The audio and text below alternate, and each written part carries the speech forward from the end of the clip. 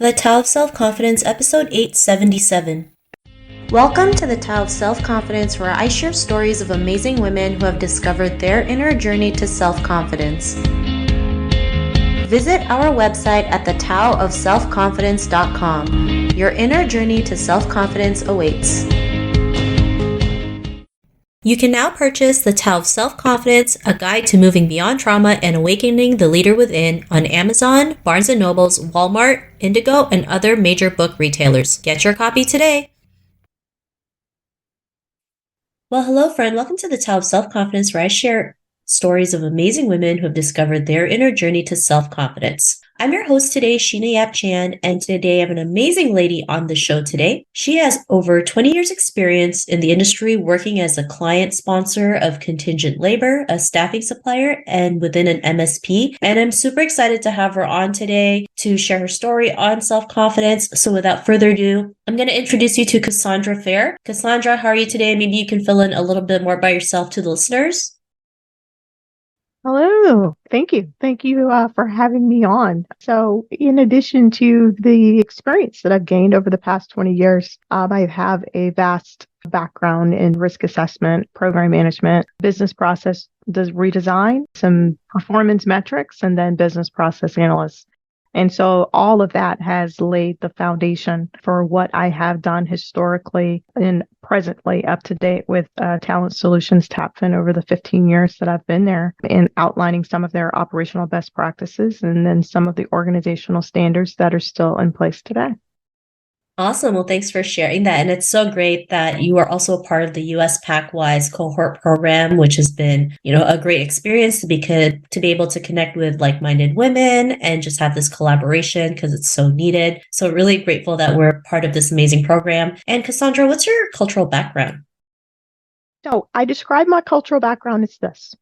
I'm a predominantly English-speaking American of African, Native American, and European descent.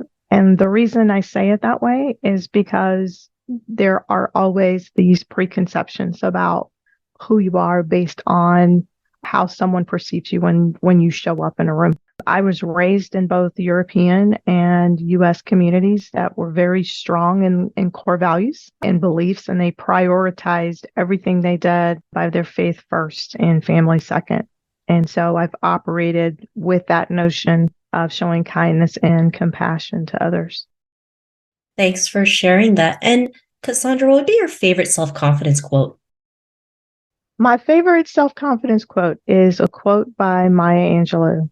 And she said, "My mission in life is not merely to survive, but to thrive and do so with passion, compassion, some humor, and some style." I love that quote. It's always a favorite among some of the other guests, so thanks for sharing that. And in your own words, how do you define self-confidence? I believe self-confidence is trusting in your abilities, trusting in your qualities, your unique gifts, and ultimately being unapologetically you. Knowing that judgment from anyone else is mere evidence that what's in their dark is being exposed by your light. Thanks for sharing that great definition. And Cassandra, what was your life like before discovering self-confidence? Before, it was challenging. It's been a journey. I lived my life and saw myself based on how everyone else around me defined me, both from a positive and a negative perspective. Growing up, I was teased a lot by my peers, and that caused some negative self-talk that was deeply rooted. But at the same time, I had a very supporting family, and my family thought very highly of me. In a lot of instances in the activities that I took on, they thought I was brilliant, right? But this created an internal storm, if you will. And that storm had me second guessing both life and career decisions. I began to dwell mostly on past accomplishments, and then I would expect there to achieve a future state without acknowledging the gift of the present.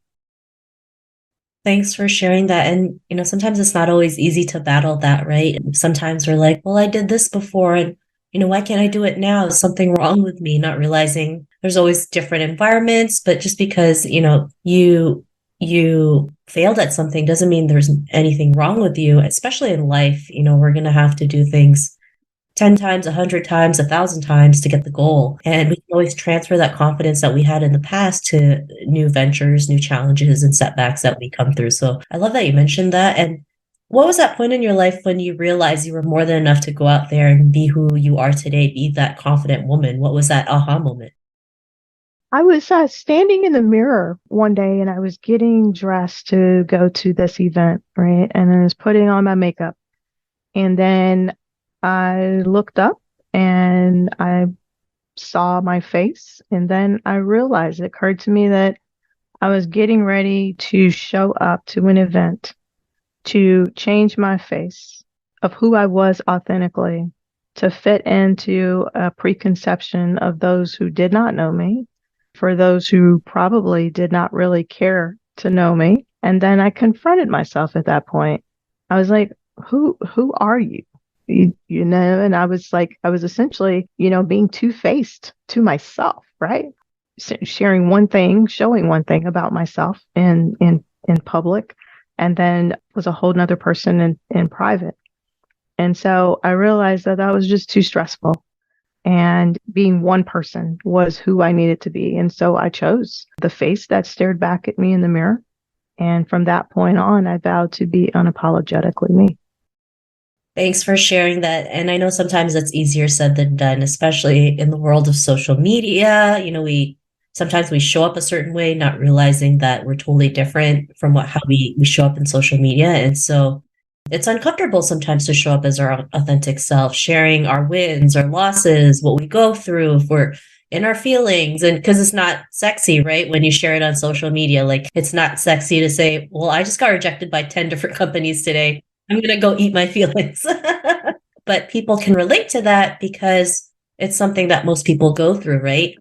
And the more we can talk about it, the more we can show up as our authentic selves, the more we can also be free from ourselves, right? Instead of showing up as two different personalities, we can just show up as one authentic person. And because of that realization, what's your life been like now?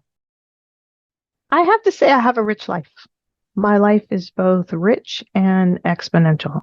And if I could invert a quote from Sherry Riley, who's the author of Exponential Living, I would say it this way, that I spend 100% of my time on 90% of who I am, instead of spending 100% of my time on only 10% of who I was. So it's showing up now and being okay with me. I love that. And that's the first time I've heard that quote, because I know sometimes as women, we get scared. We overthink a lot and we resist taking action because of how we see ourselves and not realizing, we're awesome. We're capable. We can make it happen. It won't be perfect, but we will live. We're not going to die. And it's just amazing what happens when you go out there and take action and see the results that you create, right, from everything you've done. So I love that quote and tip that you mentioned. And if our listeners wanted to get to know a little bit more about you and what you do, is there any links or social media profiles we can connect with? Sure. You can connect with me on LinkedIn under my name, and I'm out on the former Twitter, X, as well. Awesome. Well, thanks for sharing that. And to our listeners, if you want to connect with Cassandra, you can also head on over to the taoofselfconfidence.com and search for Cassandra's name. Her show notes will pop up along with everything else that we talked about. And I just really want to thank Cassandra today for taking the time to share her story and journey with us on self-confidence. And so thank you, Cassandra. Thank you. Thank you for having me again. I've enjoyed it. Not a problem. It was an honor having you on the show and looking forward to our US PAC-wise cohort and seeing the amazing events that's coming up. And to our listeners, be on the lookout for another new episode of another amazing woman's journey to self-confidence, and we'll talk to you soon. Bye for now. Thank you for tuning in to another amazing episode of The Tao of Self-Confidence. You can order your copy of Asian Women Who Boss Up book by visiting our website at thetaoofselfconfidence.com. Your inner journey to self-confidence awaits.